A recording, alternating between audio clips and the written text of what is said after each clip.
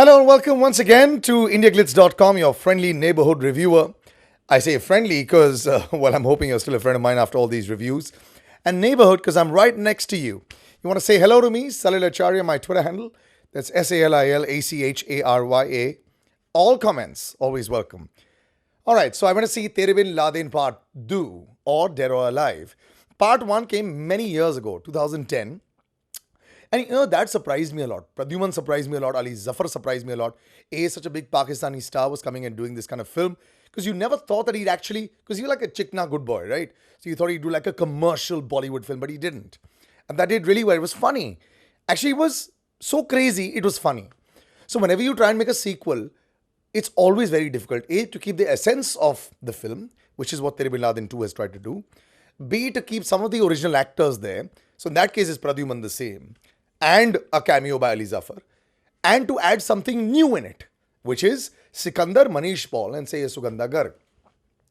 So, how does it start? It starts with, of course, Osama bin Laden, who's still alive, and that's Pradhuman Singh, or Paddi, as he's known in the film. It's got this film director, Manish Paul, who you're hoping will come good after Ranmanka and Mickey Virus, because he's loved all over the world for his hosting, but acting not yet. Then you've got Sikandar Kher trying to do cinema. But the films that he's done, even his family probably doesn't know the names of the films he's done because they probably don't exist or have a Google name. But talent nonetheless, and this film will show why. So anyway, so they try to get Osama bin Laden, and they've got a Piyush Mishra who's playing Khalil, just someone who's out to kill him. There's Barack Obama, yes, the president, if you please. His lookalike, who apparently is a really big sensation on YouTube. So he's playing him.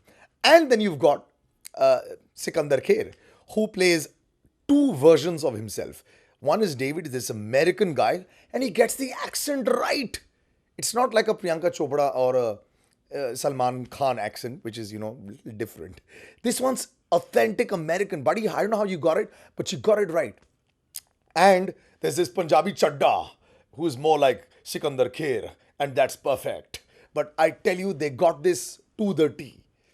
So, what's missing in the film? Of course, comedy errors here and there, right?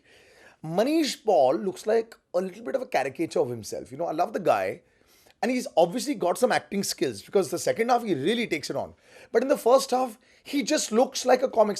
That hair is stuck in a position. Now, I know he's got real thick hair, but don't empty the bottle, bro. Every single frame, it just stuck in a position. The eyes are big and the goatee not working. Sikandar Kher, you are a genius, buddy. You remind me of Borat. You remind me of, David, the guy you played. You remind me of Chadda. You can please so much more with the big eyes and the big body and the big action and the dialogue delivery. You have nailed it. It's a superstar performance. But Pradhuman, you had something to do with the writing of the film, bro. You almost written yourself out of the film. Why? आपके director साहब ने क्या आपको बोला कि आपको ये नहीं करना चाहिए? Because I liked you, but there's not enough of you. The punchlines are not yours. The second half belongs to Sikandar Kher and Manish Paul, and आप बीच में ऐसे मंडरा रहे हैं. So that didn't quite work for me. The jokes. Well, let's put it this way. In this day and age where we had a Masti Zade ne kya cool hai hum, where they've required tits and ass to work it around and it's still not worked. Will this work? Maybe not, but at least it's fun humor. They've tried as much as they could. 4 jokes do good and 2 fall flat. 4 do good and 2 fall flat. In the second half, it's a slightly better ratio. But let's just put it this way. 60% of this film I like. 40% is unbearable. I slept for 4.5 minutes. I literally snored. Literally. I have a couple of my friends who will attest on that. But yeah, because it was rather boring. They've got a helicopter sequence, which is way better than Ghayal once again. So for all my detractors, watch this one. Ghayal once again does not rock. This one rocks. Because they got a Zero Dark 30 kind of vibe happening. Yeah, so there's a lot of that as well. That's how they go inside to kill Osama bin Laden, and similar kind of house and all. Obviously, with a direct spoof on that. But so that part sort of works. Lots of in-between performances. Now, can somebody just tell me, why does Piyush Mishra